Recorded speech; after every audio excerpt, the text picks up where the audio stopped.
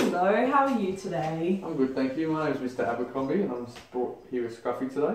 Okay, alright. I'm Georgia, one of the nurses here. How can I help you today? My sister just gave me Scruffy. Okay. All I know is he's a male, 4 years old, and he's been de-sexed.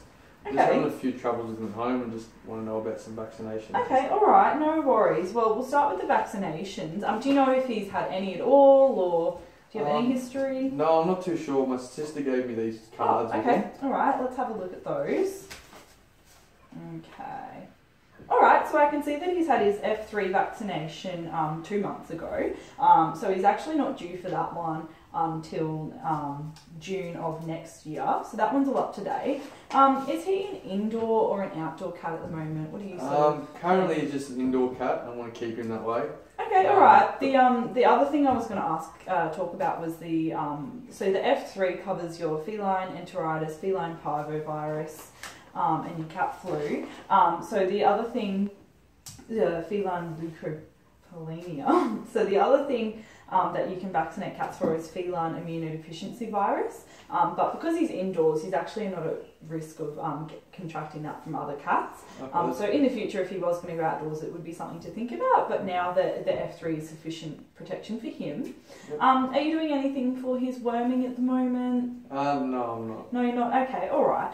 So what I'd recommend, so the things you want to protect against are your fleas, heartworm, and your intestinal worms. So what I would recommend is a product called Revolution.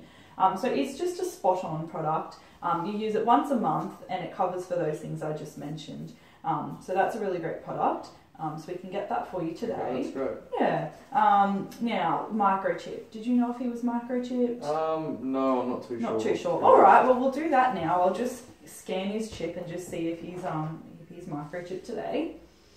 Okay, alright, I can see that he is. I'll just be 1 second, I'll just put that into the computer and check our database to see. Okay. Alright, I can see that his microchip is under a different name to yours. So I guess he's in your sister's name still. So what we can do is I can print off a form from the Australian Animal Registry where Scruffy's microchip is registered to, and we can if you give that to your sister, get her to sign it and submit it back, we can go through with a change of ownership form. Okay. And then in the future, if you update your details again, you just call up the Australian Animal Registry and you can update them through them directly. Okay, cool. So that's something to think about. The other thing would be council registration. So you can actually just call the Logan City Council by phone and organise that, and just check if he has been registered before. So I can give you their number and you can call them today, so I'll just give you that one there. Okay.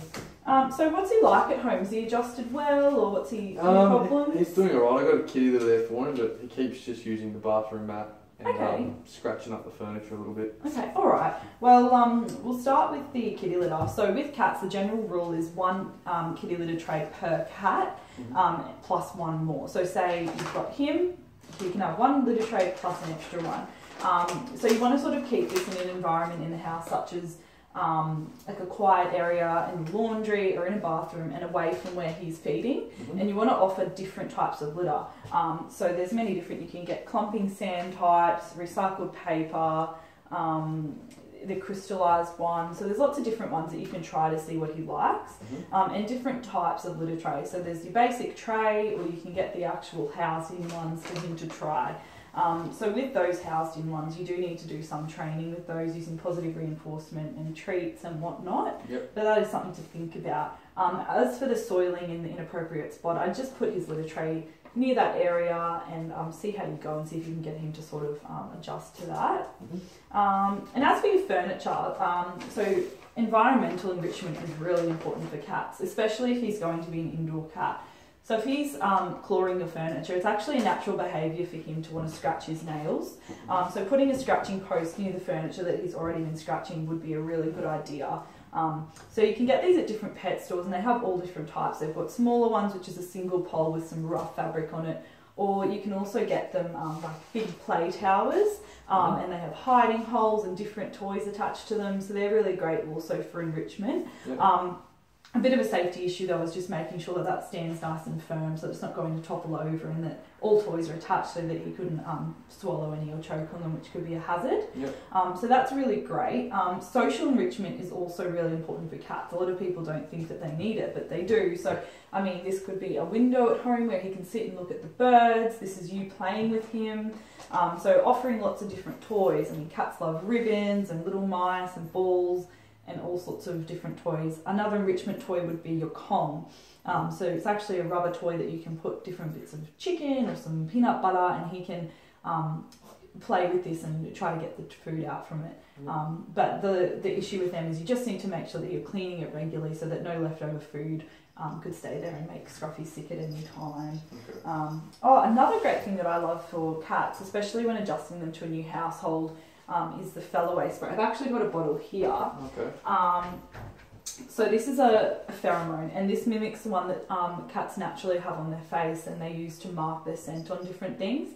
So this can sort of reduce anxiety and stress, and it's really great. You can just spray it around the house once a day. Yep. So that might be something you'd like to purchase and think about doing. Yeah, cool. Yeah. Is there any other issues? Just how do you deal with their long coat? How can you stop? Okay, all right. Yeah, I can see that he's got quite a long coat. So brushing is probably a really good idea. I mean, ideally once a day, but if you can even do it once a week for Scruffy. So I'll show you what the brush I would recommend. Yep. We've got a slicker brush, so it's just fine metal prongs on it, and you can just gently brush him as such. And I guess you want to just introduce this one with lots of positive reinforcement again, lots of treats, and just small amounts at a time to get him used to it. So that can reduce that excess of coat that's shedding throughout the house. Okay, cool. And keep any knots at bay. The other thing that you can do with longer head coats is actually get them clipped. So we do that here in the clinic. They'll just spend the day with us. We do it under sedation. It's just a lot less stressful for the cat. So we do that, and because he's only 4 years old, he'd be very safe to go under the anaesthetic, and we can do a pre-anaesthetic blood test if you wish to check that his all his organs are functioning well and he's healthy. So that's something to think about. I didn't know you get haircuts for cats. Yeah, so it's a really good way to keep those mats at bay and keep that excess hair from, clogging up your house. Is there anything else I could help you with today? No, I think that's it. That's everything. Thank you. Thank you. Thank you. Take your number.